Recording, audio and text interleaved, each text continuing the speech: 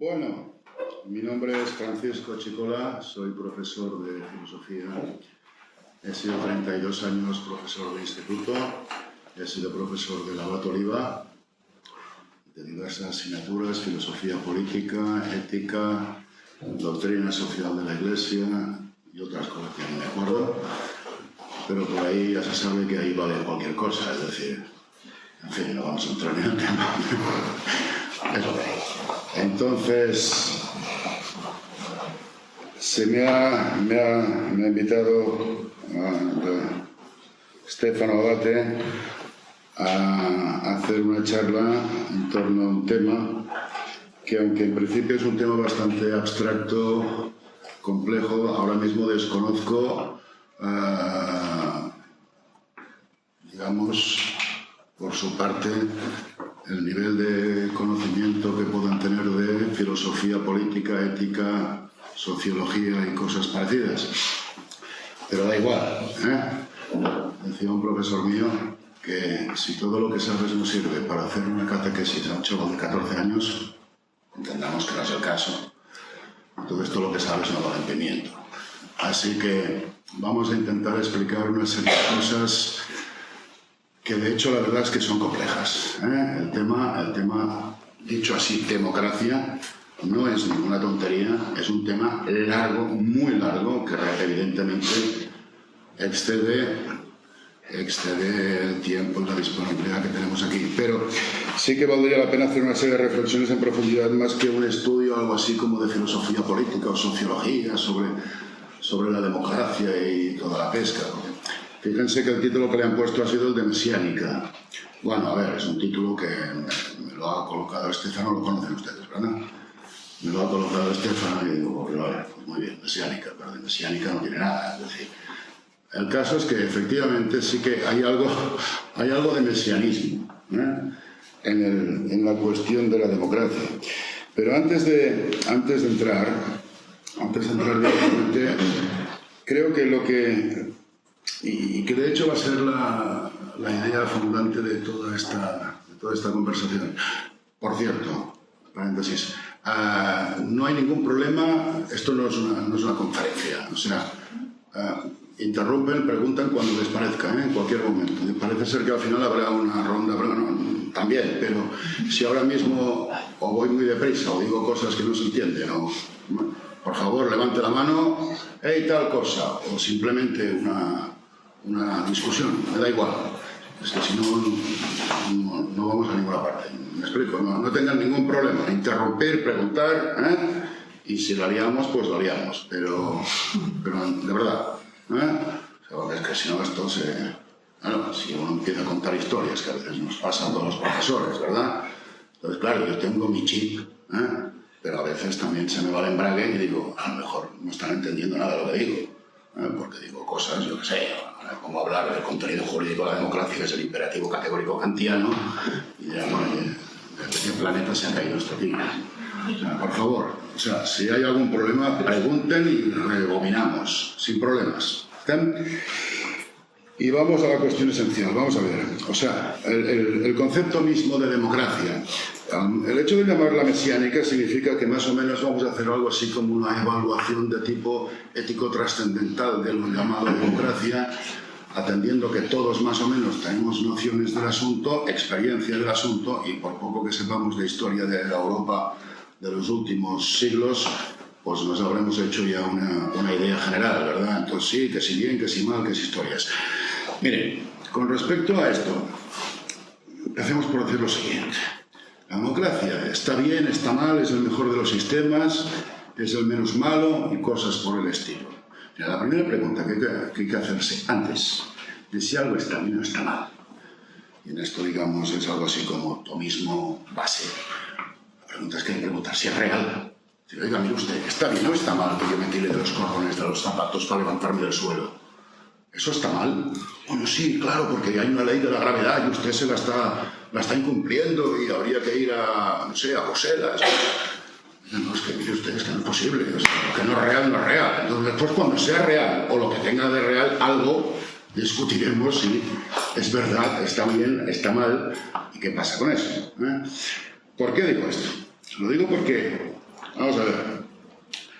Si por poco que uno entre en los analistas contemporáneos de la cuestión de la democracia, se irá dando cuenta, ya sea Robert Michels, ya sea García Trevijano, ya sea cualquiera de esos que han pensado a fondo, o los clásicos del 19, Tocqueville, por ejemplo, y gente de esta. Uno empieza a preguntarse si esto a lo que llamamos democracia, primero, ¿esto es real? Después hablaremos si está bien o mal, claro, ¿esto es real? Y dos, en caso de serlo, ¿quién lo propone? Porque a lo mejor un día descubrimos, un día no, acabamos de descubrir eso a lo que hemos estado llamando democracia como concepto genérico, resulta que no lo quiere nadie. Bueno, sí, alguno, Rousseau, ahí que estaba llorando entre las hortalizas, saben ustedes, ¿no? Que se iba a dar unos paseos por el campo a llorar, emocionado por la inocencia del hombre primario y todo este rollo. Entonces este sí descubrió la democracia directa, posiblemente sea el único teórico verdadero de la democracia, histórico o de los pocos. Todos los demás ya habríamos. Pero ¿esto lo quiere alguien?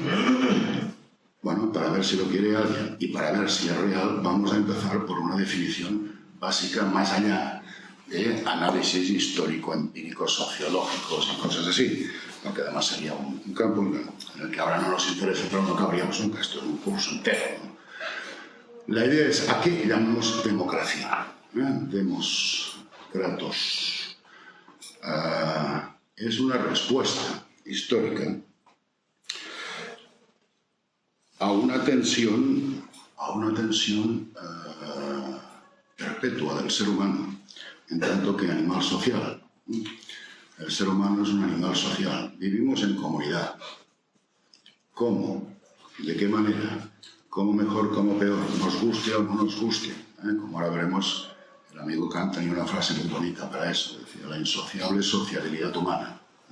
No podemos evitar vivir en comunidad, sin embargo, estamos hartos los unos de los otros. Pero claro, hay que ir a la farmacia, hay que ir aguantando a la gente que muy pesadita. La insociable sociabilidad, o sociable insociabilidad, en su trabajo sobre la historia universal, desde el punto de vista cosmopolita y estas cosas, ¿verdad? ¿A qué llamamos democracia?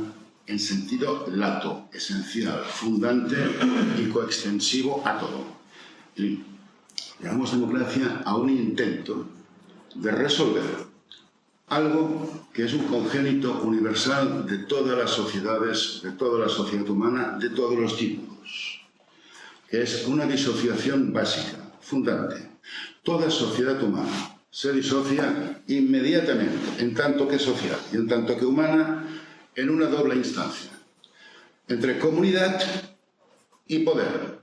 Llamo comunidad a lo que ahora más o menos se dice en cosas tales como sociedad civil o cosas así. Hay una disociación básica, es decir, es que si no hay sociedad humana, habrá un vagón de metro a las 7 de la mañana, que hay un montón de gente metida allí, pero no constituyen comunidad, ¿no? Están todos apretados y esperando salir y largarse todos corriendo, porque es realmente incómodo estar ahí dentro. Eso no es una comunidad, no hay una estructura. Toda sociedad humana, porque el ser humano, como todos los animales, dice Aristóteles, es sociable por naturaleza. El ser humano es sociable por naturaleza, es social por naturaleza. Y lo es porque, a diferencia de los animales, que solo tienen voz para expresar estados sensitivos de placer, dolor y las famosas 11 pasiones de la Suma, ¿verdad? El ser humano, además, tiene logos, dice Aristóteles. Y así como los animales solo se comunican entre ellos estados sensitivo-instintivos de placer, dolor, agresión, ira, bla, bla, etc., nosotros tenemos palabra. Logos en griego es un término que, de hecho, lo hemos disociado. Supongo que bien. Significa pensamiento, pero también significa palabra. Es más, hay palabra porque hay pensamiento.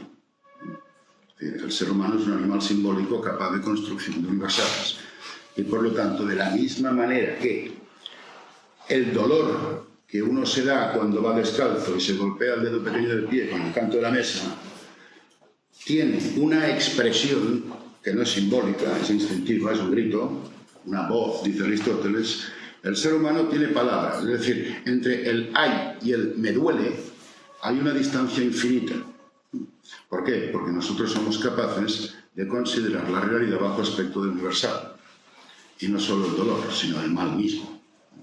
Entonces el ser humano tiene palabra, y porque tiene palabra, dice Aristóteles, distingue lo justo de lo injusto, lo bueno de lo malo, y todas las demás apreciaciones que permiten la constitución de sus comunidades básicas, que son la familia y la ciudad, la polis, la sociedad. La traducción de sociedad civil o Estado o cosas por el estilo ahora no toca. Es una cosa que no acabaríamos nunca. Pero la comunidad política, eso es lo que significa. El ser humano, porque somos sujetos morales, porque cada uno de nosotros, bien o mal, distingue el bien del mal, lo verdadero de lo falso, lo justo de lo injusto, incluso lo bello de lo feo, lo verdadero de lo falso. Podemos ponernos en común, comunicarnos, y de esa comunicación, a través de esa comunicación, organizamos lo social. Pim pam, Aristóteles, Política, libro segundo, capítulo segundo, me parece. Verifico. ¿Entendéis? ¿Entendemos la idea? Es decir, el ser humano es social porque es racional. Y es moral porque es racional. Y es social, es racional y es moral. Entonces, ¿qué sucede? Que a diferencia de otras estructuras de vertebrados superiores en las que hay vida comunitaria, es que de hecho hay vida comunitaria incluso posiblemente entre los vegetales, ¿no? Porque también se tienen que comunicar, aunque solo sea para reproducirse. Pero entre los animales, ¿verdad? La camada de lobos, ¿verdad? Que van a cazar. ¿Qué hace la camada de lobos cazando? Pues tiene una estructura de relaciones de poder, de funcionalidad, ¿verdad? Y de consecución de objetivos de supervivencia. Está el macho alfa, la hembra, la camada, el macho beta asociado y no sé qué los más. O sea, cualquiera de estos lo puedo explicar mejor, ¿verdad? Y esto funciona en torno a un fin, a un objetivo supervivencial. El ser humano también funciona, digamos, con esta estructura. Lo que pasa es que esa estructura, de alguna forma, porque el ser humano es racional, se transfigura en otro orden. Lo cual no significa que quede inhibido la estructura instintiva. Todos nosotros a partir del mediodía nos vamos a comer y el día que trinca la cosa nos ponemos nerviosos, por muy racionales y filosóficos que seamos, a mí gana, a la gente se le pasa el bon humor. Es que es naturaleza humana. Ahora bien, la gestión a dos niveles de esa organización es lo que llamamos sociedad humana, sociedad política, y está escindida originaria y vamos, es un universal, ¿no? Es un congénito universal. No hay sociedad humana que no funcione con esta disociación básica. Lo que pasa es que esta disociación básica presenta limitaciones y presenta un problema del que evidentemente, desde el punto de vista de las ciencias sociales empíricas, hay una variable que queda excluida por principio. Pero miren, esa variable se llama pecado original. Pecado original, punto pelota, con democracia, sin democracias, queda igual, siempre está ahí y siempre, como diría el señor de las moscas de la novela de Golding, yo soy el que está aquí para fastidiarlo todo, para hacer que todo salga mal. O sea, aquí hay algo que está saliendo mal permanentemente, por mucho que le organicemos el chiringuito al asunto. Pero evidentemente, sin duda ninguna, desde un punto de vista, digamos, de las ciencias sociales empíricas, esta variable no procede, claro, no sociológicamente observable, ni medible, ni predecible. Bueno, predecible no es bastante, pero medible no. Entonces estamos aquí ante un hecho. El hecho es que toda sociedad humana, hasta aquí nos entendemos, ¿verdad? Es decir, está organizada de una forma basada en nuestra capacidad de discernimiento racional y moral. Vivimos en comunidad, dice Aristóteles, para vivir según el bien, para vivir bien. Más allá de la mera supervivencia, somos animales simbólicos, vivimos comunitariamente para interactuar entre nosotros a un nivel que evidentemente no es el de los restos de los mamíferos superiores. Ahora bien, ¿qué le pasa a esta relación entre comunidad y poder? Esta relación entre comunidad y poder presenta, y es experiencia histórica, no hace falta demostrar ni argumentar nada, presenta unas disfuncionalidades por lo general graves. Por lo general graves. Es decir, no hay manera de resolver las tensiones inevitables que se producen entre dentro de esa dualidad, porque esa dualidad, en cierta medida, ya está intoxicada por un daño. Es decir, la historia de la humanidad, si algo nos pone de manifiesto, es que es la historia de una violencia, ¿no? Esto nos permitiría entrar en un tema absolutamente maravilloso, que es la violencia como fundamento de la cultura, en René Girard, que posiblemente sea incluso previo a consideraciones de sociología política. Pero es la historia de una violencia, es la historia de un abuso, es la historia de una opresión. Pero también es la historia de lo que llamaríamos, lo que en la modernidad se ha dado a llamar, parte de Habermas, el famoso interés emancipatorio. Es decir, todos vivimos socialmente a todo nivel, ojo, no solo político, en muchas instancias intermedias, la misma familia. Ya es una estructura en la que la disociación comunidad y poder es obvia. Hay un principio de autoridad, que también y fundamentalmente, si no tendría ningún sentido, es moral, pero es necesariamente coactivo. Y ese principio de autoridad, por mucho que lo idealicemos, todos sabemos, y algunos lo saben mucho, por desgracia, lo terrible que puede ser. Es decir, de la miseria humana no se escapa nadie, y a algunos no se escapan nada. Y hay formas comunitarias básicas, naturalísimas en el ser humano, que tienen unos daños espantosos. Falta ya, vamos, que nos dedicamos a buscar noticias y vemos aquí, ¿no? Fulanito coge a sus hijos y se tira por el balcón, otro le ha pegado un tiro a su madre, ¿no? Últimamente ha habido una noticia bastante salvaje, ¿no? ¿Cuál era? La de los dos hermanitos, ¿no? De 15 y 13 años que mataron a la madre. Ah, sí. Bueno, es un caso interesante este, ¿eh? Los dos hermanitos, ¿dónde fue esto? Así, en Santander, ¿no? Sí, ahí. Toma familia feliz, ¿no?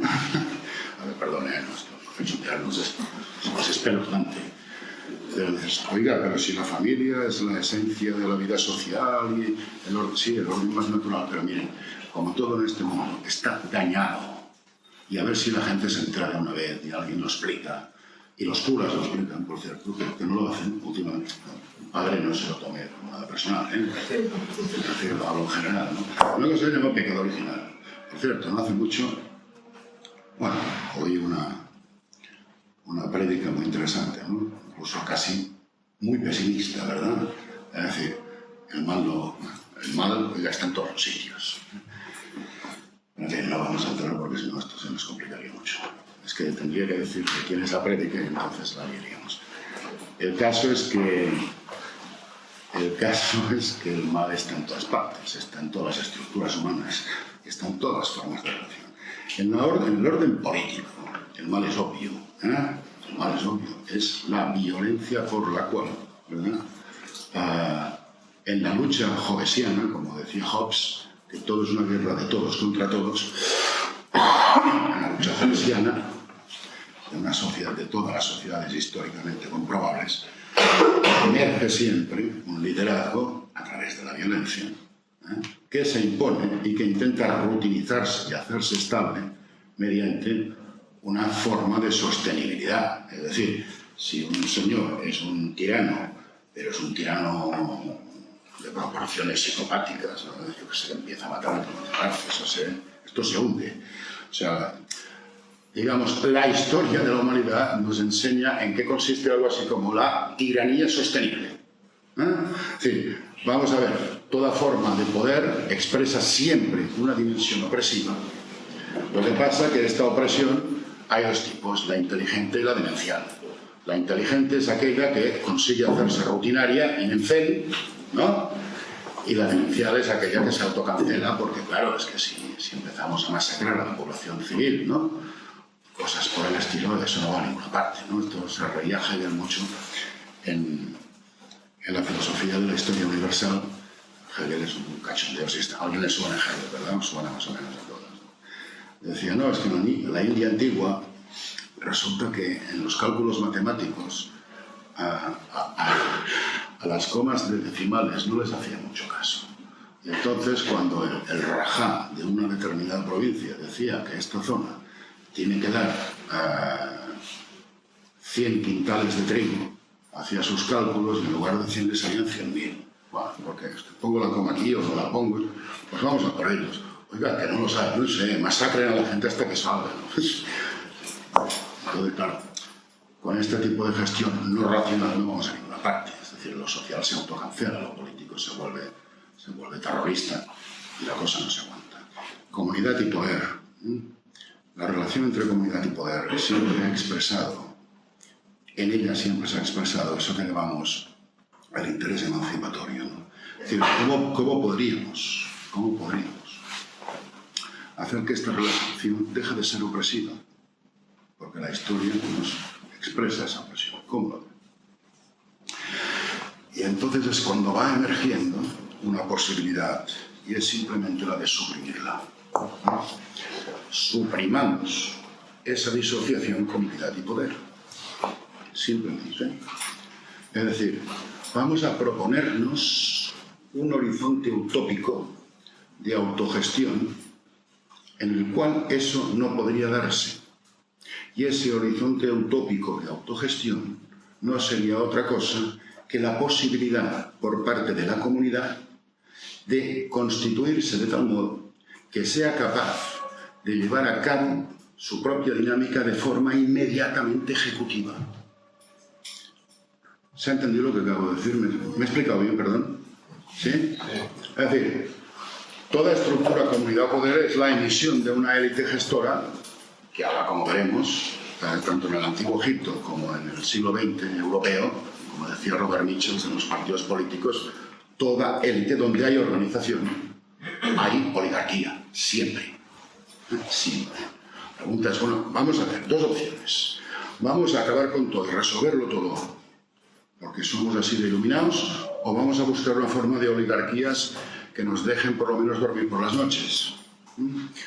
Vale, esta es una discusión ulterior, pero a ver si entendemos el concepto de democracia, que es exactamente eso. Demos, o sea, el poder de la propia comunidad del demos con una capacidad inmediatamente ejecutiva, es decir, que no tiene que ser ni representado, ni gestionado, ni delegue, ni comisione a instancia alguna para llevar a cabo sus fines, sean cuales sean. En principio serán el mayor nivel de bienestar, el mayor nivel de o la minimización de los conflictos, de las tensiones y de los abusos y de las explotaciones y cosas por el estilo. ¿Sí? Esta sería la idea. Y uno dice, hombre, a esto es a lo que se llama, en abstracto, democracia. Esa pretensión de que lo social, la sociedad civil, es una palabra, bueno, la uso para entendernos. De hecho, también es un concepto moderno. Mejor sería la comunidad política. La comunidad política. Que tenga la capacidad inmediatamente ejecutiva de realizar sus fines, sin delegaciones ni comisiones. Bien, aclarémoslo, pongamos, esto no es posible. ¿Me explico? Esto no es posible. ¿Estaría bien? Sí, pero no es posible. Porque miren, es que la acción humana no es del mismo tipo a nivel individual que a nivel social, a nivel colectivo. Se decía en la Edad Media, acción es un supositorio. Los actos son del sujeto. Los actos, mis actos, yo sí que soy inmediatamente, cada uno de ustedes es inmediatamente ejecutivo de sus decisiones. En el momento en que estamos socialmente, esa inmediatez no es posible. Oh, pero tiene que ser. Bueno, sí, estaría bien, pero mire usted, es aquello que decimos de levantarse del suelo tirando de los cordones a las sabatas. Ya, pero no puede ser. Entonces, ¿qué pasa aquí? Pues entonces aquí es cuando empieza la historia. Claro, por un lado nos encontramos con que, desde el punto de vista de la experiencia de las sociedades, pero también de las narrativas de los pensadores, ese horizonte utópico siempre está ahí presente. Siempre. Es decir, esto sería algo así como digamos, aquello a lo que hay que tender. Pero no hay manera. Y no solo no hay manera, es decir, porque alguien podría decir, bueno, de acuerdo, vale, no, pero a medida que nos acerquemos, mira, será millón, ¿no? Me temo que tampoco, ¿eh? Porque la democracia es una idea regulativa, no constitutiva. Y no es constitutiva simplemente porque es contradictoria en términos. ¿Qué quiere decir? Que la democracia se presenta en el pensamiento y en las experiencias de las sociedades como una idea regulativa no constitutiva. Quiere decir que funciona en la medida en que no se cumple. Una cosa extraña.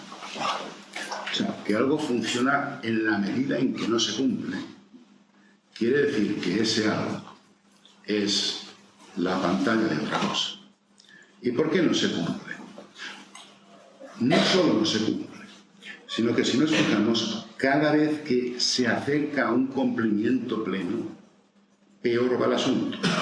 Miren, vamos a dejarnos de comedias de nuestro tiempo. Si ha habido un intento de democracia en serio en la historia, ni siquiera sería la democracia directa de Atenas. Se le iría pareciendo la democracia del calvinismo de las colonias americanas del 17. Se le iría pareciendo. Pero si algo se cumple, o se intenta cumplir, es la Unión Soviética. Que además no se cumplió.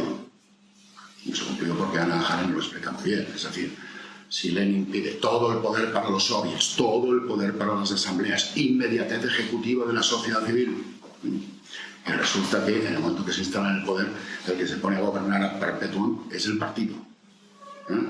Y es muy poco asambleario. Soviet significa eso, ¿no? Es decir, asamblea.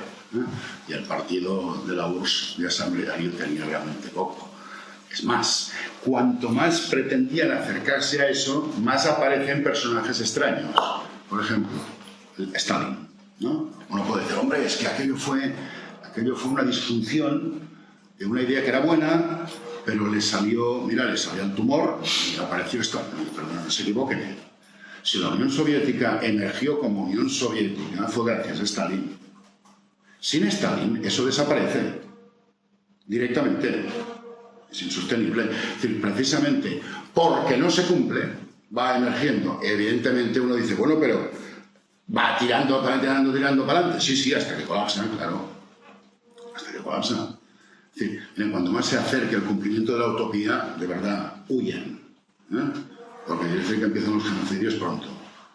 Es decir, una idea regulativa que funciona, y ahora habrá que ver qué significa funciona, en la medida en que no se cumple.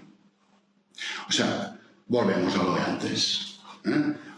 Hay una disociación comunidad-poder, hay una emergencia, hay una constitución de élites, y vamos a montar esto para que parezca que la cosa es más o menos en dirección a ese horizonte utópico que ya hemos expresado, pero ten en cuenta que esto no va a pasar nunca.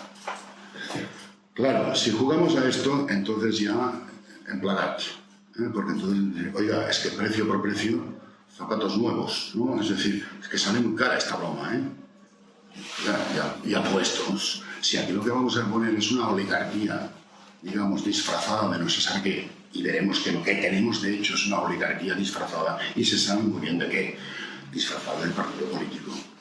Esto es la democracia europea, española ya, la democracia española vamos a dejarlo, europea en general y norteamericana. Por supuesto que es un cuento chino. Y la prueba, bueno, lo digo yo, miren, ustedes que ahora está iluminado, no, nos ponemos a rascar un poquito, pues tenemos el libro de Nietzsche. No, es que Nietzsche terminó en el partido de Mussolini, por lo tanto, no me importa un bledo. Mire, era tan socialista Mussolini como Pedro Sánchez, por ahí le andan, O sea, el concepto que tienen de socialismo y democracia no es muy distinto. Y, por ejemplo, Antonio García Trevijano, el gran texto de Frente a la gran mentira. Por cierto, un libro que cuesta mucho encontrar.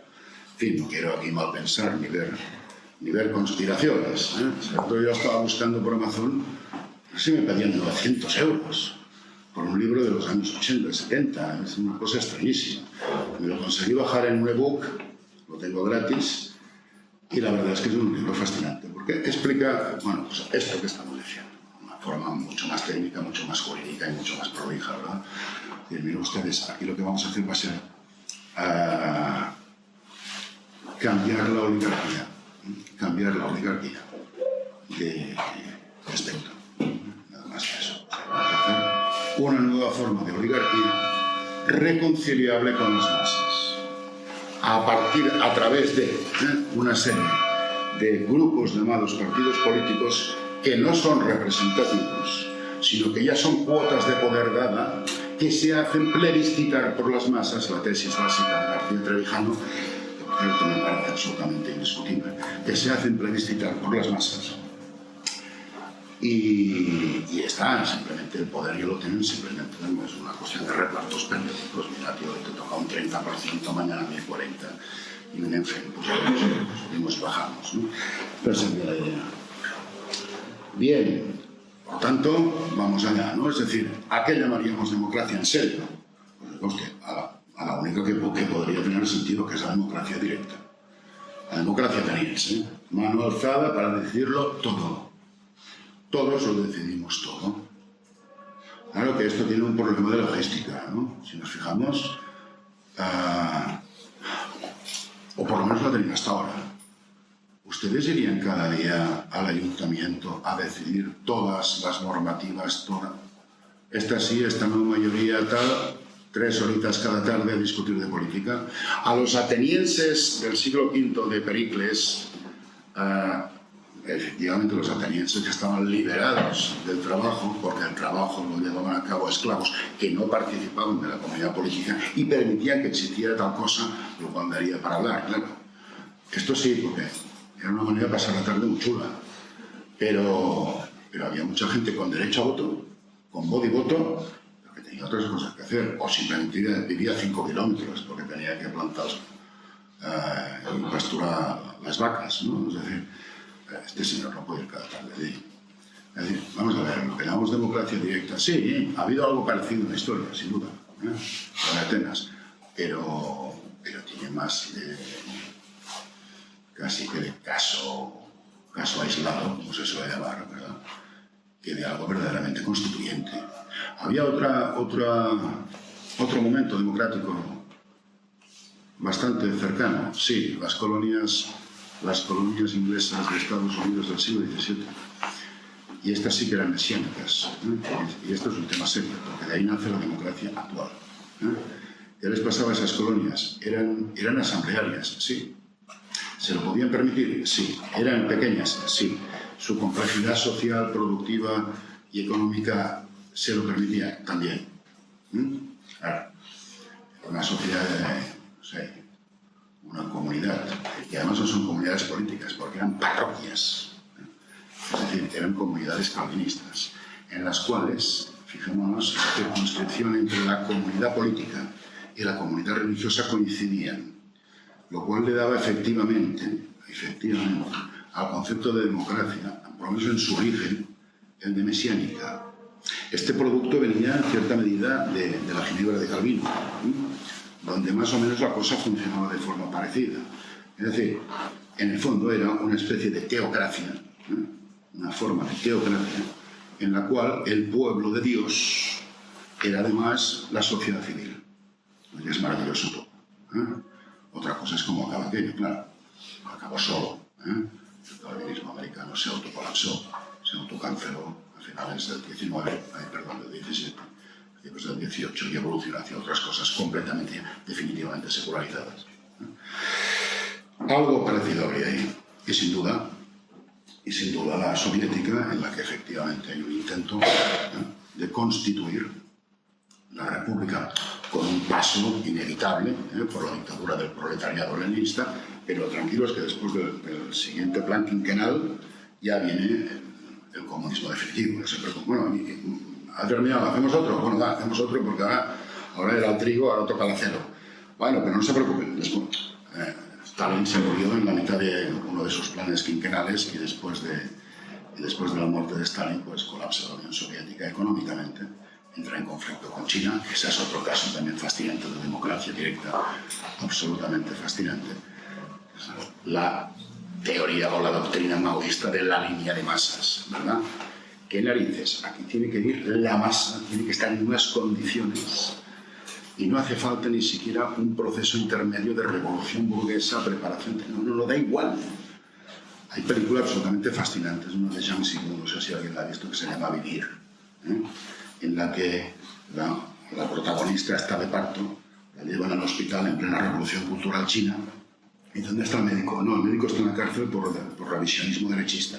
Pero no se preocupe, aquí está el conserje, la comadrona y el lampista, que son exactamente lo mismo.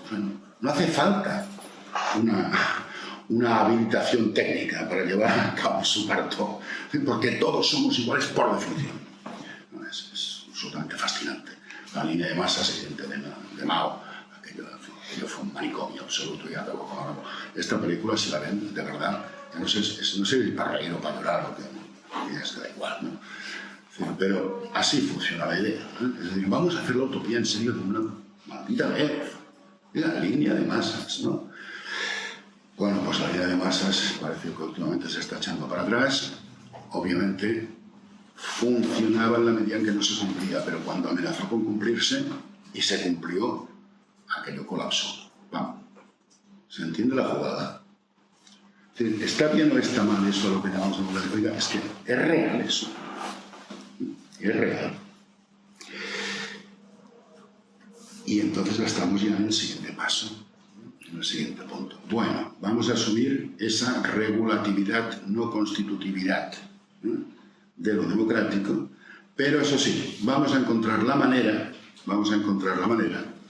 de hacer que esto funcione, la gestión social a través de no la gestión directa por parte de la comunidad del mismo poder político, sino de algo parecido. Y eso es lo que se llamará la cuestión de la representación. La representación es tan mítica como la propia democracia pura, igual de mítica.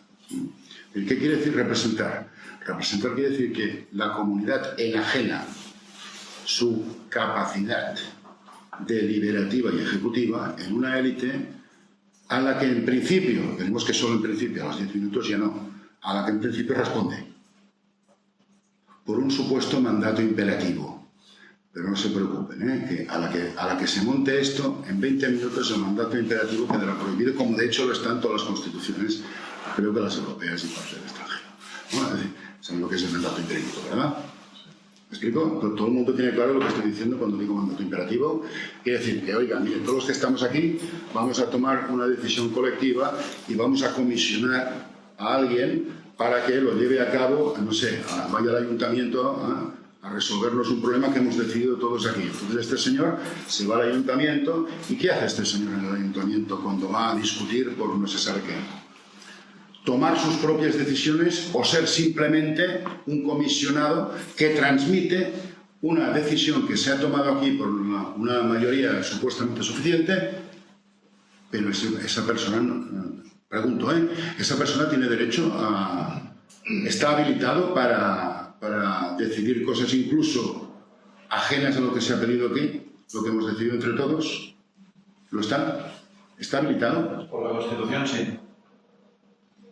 Sí, claro. No, yo pregunto en nuestro caso, evidente. Ahora llegamos. Ahora veremos. Ahí está. ¿Está habilitado? Técnicamente no, tiene un mandato imperativo, ¿no? Es decir, oiga, este señor que está aquí tomando decisiones contrarias incluso a las que hemos decidido aquí, este señor no nos representa. Hay que echarlo, tío, que va, es fuera, ¿no? Pero, teóricamente no. Esto se llama mandato imperativo. El mandato imperativo, dices, bueno, a veces se podría, incluso en Locke, posiblemente se encontrase un principio de esto, es decir, la asamblea emite un ejecutivo por mandato imperativo, con mandato imperativo. Emite un ejecutivo con mandato imperativo y por eso, si se extralimita o toma su propio rumbo o responde a sus propios intereses, hay que echarlos. Y cuando hay que echarlos, no se les dice, oiga, váyase usted que lo está haciendo mal. No, hay que echarlos a tiros. A tiros, porque no se irán por las buenas. Por eso, fijémonos, en Estados Unidos el tema de la libre tenencia de armas responde a eso. A la posibilidad, al derecho de la sociedad civil de defenderse de un ejecutivo abusivo. No, es que es una cesión, digamos, del Estado, ¿verdad? Esto quiere decir que no es una sociedad democrática porque cualquiera puede matar a cualquiera. Bueno, a ver, si algo nos demuestra esto recientes es que cualquiera puede matar a cualquiera, con o sin armas lícitas, solo por una banda. Pero aparte de eso, traen ciertas demagogias. Pero estos señores, lo que se está diciendo es que tienen que estar habilitados para derrocar a un gobierno abusivo. Tienen armas, tienen licencia de armas para defenderse de su propio gobierno. Por eso fíjense que una de las grandes tensiones sociológicas que hay en Estados Unidos es el tema de la libre tenencia de armas, evidentemente.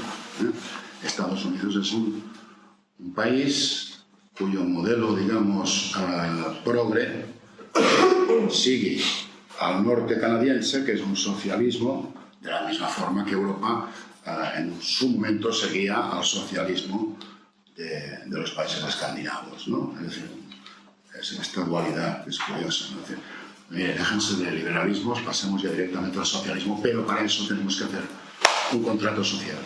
El contrato social de Hobbes, que viene a decir lo siguiente, mire, la única manera de gestionar esto es que todo el mundo renuncie a su propia arbitrio. Y por lo tanto esto lo tiene que expresar en una incapacidad de renunciar a defenderse. Para eso está el Estado. El Estado está para defendernos. En Hobbes, en Locke, en todos. La idea es el Estado, el gobierno civil, el famoso segundo discurso de Locke, dice, está para esto. A ver, dice Locke, todos somos buenos. Todos somos buenos y todos tenemos... Pero hay de vez en cuando sale un tío malo. Y claro, si no tenemos una cierta organización, pues nos puede fastidiar a todos. Hay que hacer un gobierno civil para garantizar que la libertad, los derechos naturales, que no son contratables, sino naturales del hombre, son la vida, la libertad y la propiedad, esto esté, digamos, protegido. Sin embargo, este gobierno civil hay que protegerse también dentro de él. ¿Cómo? Separando los poderes, por un lado, y dos, que la comunidad política, con respecto a esta decisión de la que venimos hablando desde el principio, tenga capacidad de revocación. Pueda revocarla. Y la pueda revocar si le falta por la fuerza. Bien, esto se revoca. Esto no es posible. Ya no se da en ninguna parte. Fíjense que están discutiendo en Estados Unidos si Texas se va a separar de la Unión. Miren, yo les aseguro que como Texas intente separarse de la Unión, le pegan un desembarco. El ejército de la Unión, que no queda ni el gallo allí. Por mucha legalidad, que no sé si la hay, que es un tema muy complicado, les aseguro que eso no va a pasar. ¿Se ha entendido cómo funciona esto? Es decir, la democracia solo tiene sentido cumpliendo su propio concepto, en tanto que es la supresión de, digamos, hagamos un resumen de la idea, de ese horizonte utópico de supresión entre comunidad y poder, en que la comunidad es inmediatamente ejecutiva, se llama democracia directa, no ha pasado nunca. Y cada vez que se acerca a pasar, la cosa termina bastante mal. Luego, en la segunda parte, ¿cómo nos lo hacemos para que esa imposibilidad sea, bueno, lo más funcional posible? Y entonces es cuando aparece la democracia representativa, en la cual la comunidad enajena su capacidad decisoria en una instancia a la cual no puede vetar con mandato imperativo. Y esto es lo que tenemos hoy, en todas partes. Dice, oiga, ¿esto es una tomadura de pelo? Sí. Punto pelota. Esto es una tomadura de pelo. Es decir, por favor, ya que jugamos a esto, digamos que jugamos a esto. Pero no solo digamos que jugamos a esto, sino digamos lo mal que estamos jugando a esto. Y lo mal que estamos jugando a esto se llama partitocracia. Sistema de partidos. Oligarquías. Antes, en el siglo XIX, había unas oligarquías rurales gallegas y ahora tenemos unas oligarquías no sé, administrativo-políticas, que nos gestionan a todos y que no, y además es muy divertido, que nos preguntan si algo sí o no, cuando, ¿verdad?, conviene a la instancia, conviene a la oligarquía. No sé si me explico. Es decir, es un sistema plebiscitario a todo nivel. Es un sistema plebiscitario a todo nivel. Vamos a ver, teóricamente, ¿qué es esto de, oiga, mire, de menú hay fideos o arroz? ¿Cómo que fideos o arroz? Que yo quiero muchetas. Ah, no, esto no hay. Bueno, pero yo le doy a usted la libertad que elija. Perdone, yo no quiero elegir entre fideos y arroz. Yo quiero elegir el menú. Y por lo tanto, asaltamos la cocina, disparamos contra el camarero, contra el cocinero y contra el conserje, y decidimos el menú, asaltamos la nevera y después veremos con lo que hay que hacemos. No, es que esto es un restaurante liberal. Esto es un restaurante donde se respeta mucho. Oiga, usted sí, no hay problema, ¿eh? Usted no come carne ni humana ni de la otra, no pasa nada. Tenemos un menú vegano. Hay fideos de arroz y menú vegano. ¿Qué más quiere?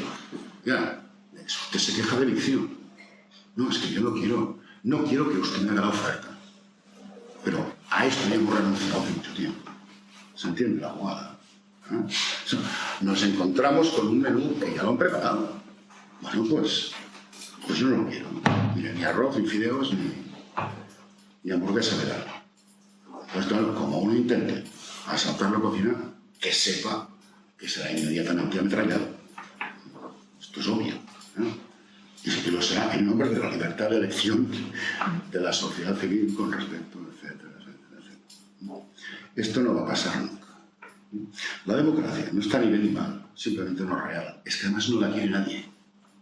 No la quiere nadie. Esa es otra. Ni los que mandan ni los mandados. Porque ninguno de ustedes se pasaría 3 horas diarias tomando decisiones en el ayuntamiento o en el parlamento o en ninguna parte. ¿A qué no? ¿Por qué?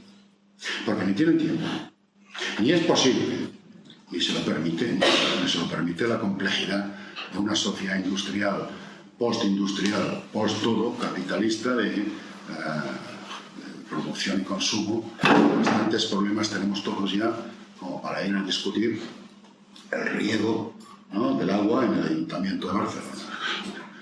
Lo que quieran. Pero claro, que hagan lo que quieran, puede empezar con el riego, pero termina todo lo demás. No se me explico. Entonces, ¿ante qué nos encontramos? Bueno, como decía el Donoso Cortés, miren, ¿cuál es la opción? La dictadura. Ostras, pero esto es terrorífico. Bueno, depende de lo que dicte, ¿no? A ver, si dicta bien, si dicta mal. Porque, por cierto, de la dictadura no se van a escapar, ¿eh? Otra cosa es que le pongan ese nombre. O sea, vamos a discutir en serio, dejando de tonterías. Vamos a discutir en serio. Lo que es dictadura. Siempre habrá oligarquía y dictadura. Esto no se escapa ni al gato. Ahora, lo que pasa es que, claro, si hacemos una revolución semántica en la que todos salimos a la calle convencidos de que si a un crío de 12 años le permiten amputarse el pene y cambiarse las hormonas, estamos en el mejor de los mundos posibles porque aquí está explotando la libertad por todos lados. Es maravillosa, ¿no? Sí, pero no. Vamos a reconfigurar, a reconsiderar a qué llamamos libertad. ¿Qué es libertad? Y aquí es cuando empieza el segundo punto del Estado moderno. ¿A qué llamamos libertad? Claro, uno podría pensar, hombre, libertad es hacer lo que me da la gana, libertad es esto, libertad es lo otro, ¿no? Miren, lo que es la libertad en el Estado moderno, el amigo Tomás Hobbes, por supuesto, nos lo explica muy bien. Dice, la libertad de la cual es el Leviatán. ¿A alguien le suena este libro, verdad? Sí. El Leviatán de Hobbes, un clásico de los clásicos, ¿eh? La libertad de la cual se hace mención tan frecuente y honrosa en las historias y en la filosofía de los antiguos griegos y romanos y en los escritos y discursos de quienes de ellos han recibido toda su educación en materia política, no es la libertad de los hombres particulares, sino la libertad del Estado. Aquí solo hay un sujeto. Joder. que coincide con lo que cada hombre tendría si no existiesen leyes civiles ni Estado en absoluto. Claro, es la libertad del Estado. Ojo, porque ahora viene el concepto de Estado y esto sí que se va a complicar, ¿eh? ¿Qué es esto de la suya? No. Usted es un usuario de un Estado cuyo concepto de libertad ya veremos cuál es, pero le garantizo que no coincide con que usted haga lo que le parezca que tiene que hacer, incluso con buenas intenciones, incluso con rectitud de intención. Ahora vemos que no es así. Bueno, pues aquí tenemos, ¿verdad? Libertad, igualdad, fraternidad. Vamos a ver la fraternidad, que es demasiado divertida. Hay un personaje que se llama Guillermo Federico Hegel, que tiene un libro absolutamente alucinante. Bueno, tiene varios. 249, donde nos va a contar qué es la fraternidad. Suena eso de libertad, igualdad, fraternidad, ¿verdad? La fraternidad. Todos los hombres somos hermanos, todos nos queremos o deberíamos querernos. Y entre todos hay una natural tendencia a la caridad y a la benevolencia. Es cierto, la hay. No, es verdad, la hay. Lo que pasa es que a la vez también hay otra cosa que se llama pecado. Y hace que incluso eso que realmente queremos, porque la amistad política la queremos todos, no podemos no quererla, y a veces hasta aparece y todo, pero por lo general a la larga no se sabe por qué mecanismo acaba fastidiándose. A eso es lo que llamamos caridad. Dice el amigo Hegel en La razón que escruta leyes. Dice, ahora bien, dice, el amor activo, pues el inactivo no tiene que ser alguno, evidentemente no puede tratarse de él, tiende a evitar el mal a un ser humano y a hacerle el bien. A este efecto hay que distinguir lo que para él es el mal, lo que es frente a este el bien eficiente y lo que es en general su bienestar. Es decir, que debemos amar al prójimo de un modo inteligente. Pues un amor no inteligente le hará más daño que odio. Ahora bien, el obrar bien de un modo esencial e inteligente es en su figura más rica y más importante la acción inteligente, universal, del Estado. ¿Para qué narices queremos la benevolencia? ¿Para qué narices queremos, digamos, la solidaridad? Eso de solidaridad, cuando tenemos una administración capaz de suplirla perfectamente. Suplirla perfectamente a todo nivel. Es decir, cuidarnos a todos, hacernos el bien que necesitamos todos. También es verdad que ese amor inteligente del Estado tiene sus cálculos, ¿verdad? ¿Y qué quiere decir? Oiga, quiere decir que si usted está enfermo, no puede ser que quede al arbitrio de un particular de que lo cuiden. Ya no es verdad, apañado estás. No, tiene que haber una estructura, digamos, que le cuide. Pero claro, como siempre, lo que veían, ¿no? Siempre le sale el culatazo. Primero, cuando le diga que a usted hagamos números y descubramos que su sostenibilidad es contraproducente, incluso para usted mismo, porque lo está pasando usted muy mal. Es que está sufriendo mucho. Mire, le quedan 2 meses y va a sufrir mucho. Así que vamos a hacer un acto de caridad inteligente por parte del Estado. ¿Se entiende? Y además, cuidado, hasta ahora ha sido optativo y están preparando la obligatoria, ¿no? Y ahora viene la gran, que es la famosa igualdad. Ya toque viene la democracia en América, se dio cuenta de que el concepto de igualdad en las democracias liberales, es decir, las posrevolucionarias que se dieron a Estados Unidos y que empezaron a construirse en el continente, había un conflicto no visible, vamos entonces, entre igualdad y libertad. A ver, la libertad es el derecho de autogestión de cada uno por sí mismo, ¿sí? ¿Y la igualdad qué es? Bueno, pues es algo así como el derecho que tenemos todos a esa autogestión en la comunidad política. No puede ser que yo quiera ser libre a la vez que usted sea mi esclavo, porque entonces yo no quiero la libertad, no sería bien común, ¿no? Es decir, no, todos tenemos que tener la libertad. Lo que pasa es que, Fijémonos que en la historia de las revoluciones europeas se presenta una fractura profunda en la conciencia burguesa o revolucionaria. Y es sí, todos somos libres e iguales.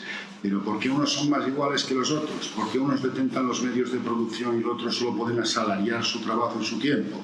¿Por qué esa estructura rota de esa burguesía jacobina que degolló, que asesinó a Luis XVI, ahora resulta que empiezan a matarse entre ellos? Sí, claro. Es que miren, no se daban cuenta, pero es que aquí no había un grupo, había dos. La clase, porque de clase solo hay una, que es la burguesía, está rota entre el burgués y el bourgeois, ¿no? Sí, todos somos ciudadanos, pero solo algunos tenemos la posibilidad de control económico y político de esa nueva república. Claro, esta ruptura, ¿qué hacemos con ella? No somos iguales. Hay igualdad de derechos, pero no de hecho. Entonces, cuando aparece otra de las grandes desgracias de nuestro tiempo, que es la ruptura entre democracia política y democracia social. Claro, hay democracia política, que no la hay. ¿Qué hacemos? ¿Por qué optamos? ¿Por la democracia política o por la democracia social? ¿Qué es mejor? ¿Que haya verdadera libertad política con desigualdades a veces dolorosas? ¿O tendamos todos a la igualdad y a la democracia social a costa, evidentemente, de unos recortes de libertades que vamos a ver que son progresivamente cada vez mayores? Es una pregunta que estoy haciendo, ¿eh? No es una pregunta retórica, es que se lo estoy preguntando. ¿Qué piensan ustedes? ¿Qué elegimos? ¿Alguien tiene una opinión? Pregunta. ¿Se ha entendido la pregunta que he hecho? Vale, ¿qué eligen? Vamos a mojarnos todos un poco, porque ya nos ha quedado sin trabajo. Por favor, señorita, ¿me importaría decirme usted qué elige? La primera que he dicho. ¿La política o la social? La política. ¿Seguro? Yo sí. ¿Los demás también? ¿Sí? No lo sé. Pues han venido ustedes de Marte, porque la mayor parte de la sociedad civil prefiere la otra, ¿eh? No sé si se han dado cuenta. ¿Quién se está quejando por recortes de libertades políticas? Y además, descaradamente, con la idea que tienen, se acuerdan perfectamente del famoso confinamiento, ¿eh? Aquello fue un recorte salvaje de libertades políticas, absolutamente ilegal, absolutamente violento, absolutamente policial, y a nadie le importó un pimiento. ¿Por qué? Bueno, a nadie no, a mí sí, pero supongo que a ustedes también. ¿Pero por qué? ¿Por qué? Y a Javier Barroco también. Porque en el fondo, ¿qué preferimos? ¿La democracia política o la democracia social? ¿Qué preferimos? Bueno, prefiero lo que quieran. Ya está preferido, ¿eh? La social, sin duda ninguna. Ya Tocqueville se dio cuenta de que entre libertad e igualdad había un conflicto que no podía ser resuelto. Y asumió que mientras la cosa, no terminemos más o menos mal, que la igualdad tiene que ir comiéndose el mercado y lo va a acabar haciendo.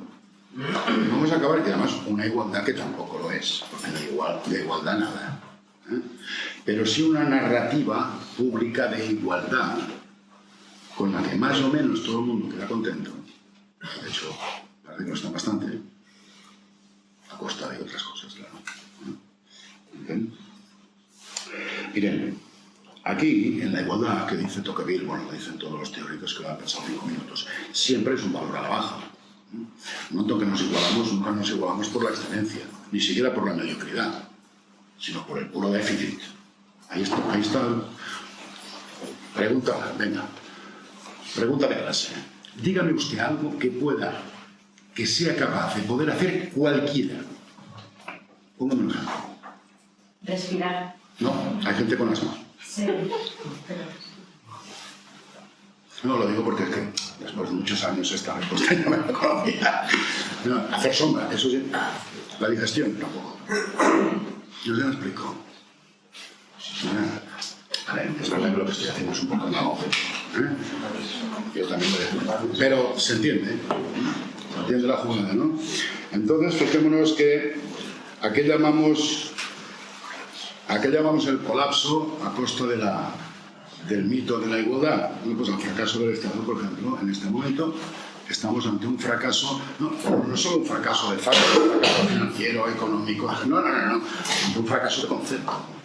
En el momento en que en nombre de una supuesta sociedad de derecho se conculca la presunción de inocencia, se acabó. Y está conculcada. Lo saben, ¿no? La presunción de inocencia está conculcada en algunos casos. Mire, basta con que haya uno para que nada de lo demás funcione de verdad. En el momento en que la víctima tiene que demostrar que es inocente, que si no, no hay manera, pues lo siento mucho. Es mejor, o sea, es que o garantizamos o mantenemos la garantía jurídica, o ese famoso garantismo acaba con lo jurídico mismo. En el momento en que un solo inocente tiene que demostrar su inocencia, se acabó la garantía jurídica. Todo lo demás es cuestión de tiempo, como se está poniendo de manifiesto que lo es. Se acaba. En ese momento ya, después vendrá otra cosa, después nos confinarán a todos y después sabe Dios qué. Se entiende por dónde va el asunto, ¿no? Esto sería, digamos, el primer paso con el que nos encontramos en que esa democracia, digamos, se instala empíricamente en la historia en concepto de Estado moderno. Y lo vemos en este, digamos, trilema jacobino con el que se inicia todo, pero lo gordo todavía está por venir. O sea, el contenido duro del asunto todavía está por expresarse. Había que terminar ahora, ¿no? Janín Chureta. Perfecto. Muy bien. ¿Hay alguna? Esta. Está claro,